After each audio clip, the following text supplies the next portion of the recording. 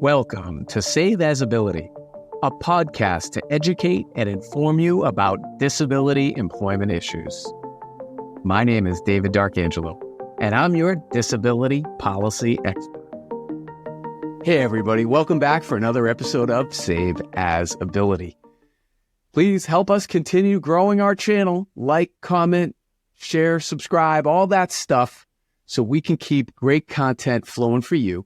Today we're talking about how you can find your talents and abilities, and really in an employment context here. So this works for everybody, although we are gearing it towards people with disabilities or people with ability, right? Because you can't have a disability without first having ability. You know, our focus here at Save As Ability is positive, and we're focused on ability. So today we're talking about finding your talents and abilities. So let's start with, all right, so how do you identify strengths that add value in an employment situation? The first thing to do is let's remember that it's not just about the employee or prospective employee, and it's not just about the employer or prospective employer. It's about both.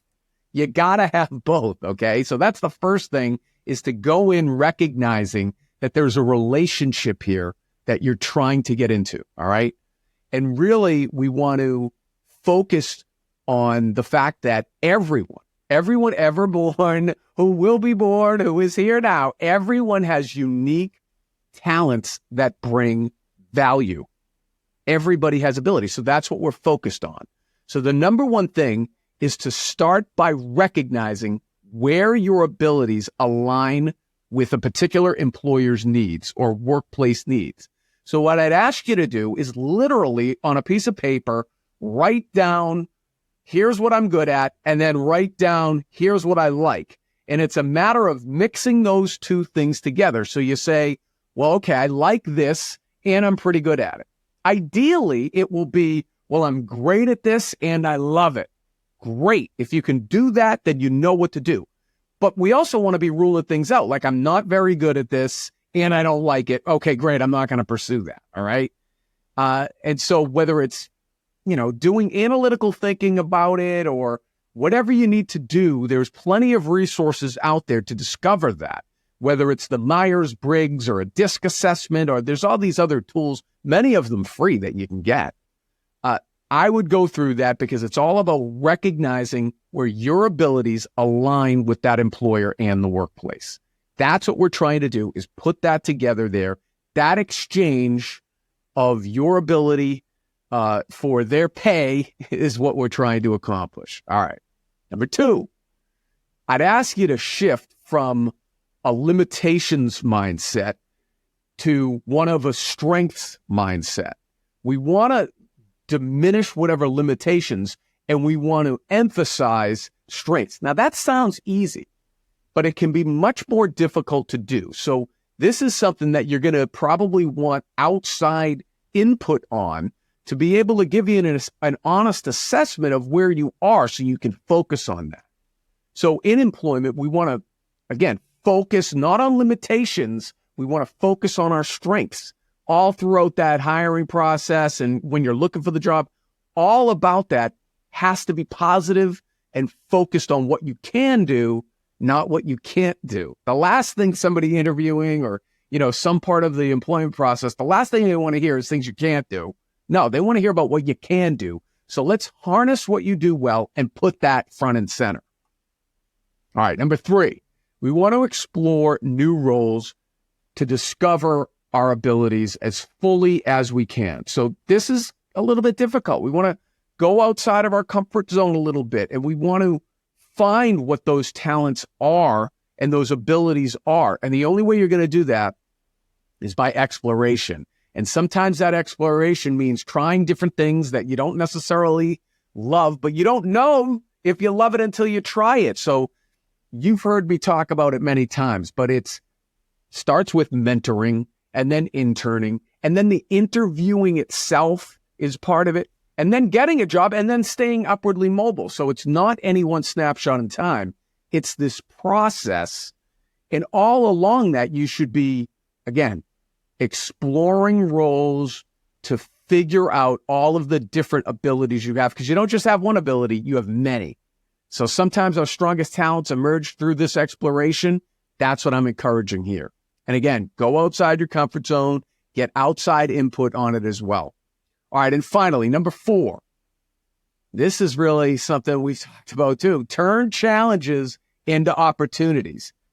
Sounds easy, sounds nice, but it's harder to do, but you can do it, because really, what are challenges? That adversity gives you an opportunity to build resilience, be adaptable, show flexibility, problem solving. These are all qualities that employers love. They love employees that can think and react and, do all of the things that it takes to overcome challenges, because that's part of the nature of business, is adapting and overcoming those challenges to make sure you're supplying the products or services that really are what's going to make the company money. So instead of viewing things as a limitation, I'd ask you to look at them as an asset. But it's only an asset if you work through it. So when you're going through those difficult times, say to yourself, well, I'm going to be better off for this. Okay, I'm going to be better off persevering through this, because now I'll have that experience. I'll know how to do it better next time. All right. So it's really kind of a policy that I've been working on and trying to put forward public policy wise, is trying to turn these disabilities, which are generally archetypal metaphor perceived as, not as great as they, trying to turn those into qualifications. Your disability as a qualification instead of something that maybe is viewed another way. Okay, because the challenges that disability presents, when you overcome those challenges, now all of a sudden those are qualifications. Those are good things that employers like to see. So I hope this is helpful. These are all geared towards discussing your talents in the employment process and bringing those forward. We're talking about ability here. How can we present your ability to employers and the workplace to make all those abilities you have marketable, so that you can become independent and self-determined? That's really what employment brings. It really is a big step forward towards independence and self-determination for everybody, not just people with disabilities. So that's what we're focused on here. Access to opportunity, independence, self-determination. I'm fired up as usual. It's David Darkangelo, another episode of Save as Ability. I hope you have a great day. For more information about disability employment issues, please visit our website, disabilityemploymentsolutions.com. The Save as Ability podcast is available on Apple Podcasts, Spotify, our YouTube channel at Disability Policy Expert, or wherever you stream your podcasts. Subscribe, stream, rate, and review our shows. Your ratings and reviews help our show reach new audiences. Produced by Pod Pro Entertainment. Save as Ability lives within a network of podcasts located at podproentertainment.com. #TheNewRadio. Again, my name is David Darkangelo, and I'm your disability policy expert. Until next time. Thank you. I hope you have a great day.